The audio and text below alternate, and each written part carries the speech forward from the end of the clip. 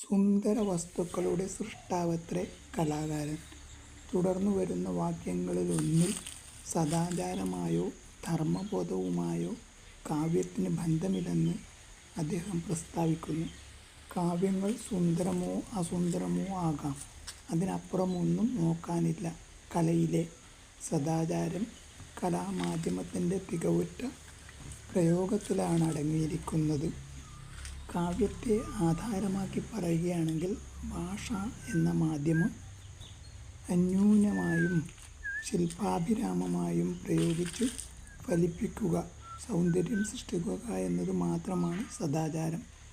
അതിലെ ആശയമെന്തെന്നോ ധർമ്മോദ്ബോധനമെന്തെന്നോ പരിശോധിച്ചല്ല സദാചാരം നിർണയിക്കേണ്ടത്. ശില്പം തികവുറ്റതാക്കുക എന്നതു മാത്രമാണ് കാവ്യലോകത്തിലെ സദാചാരം.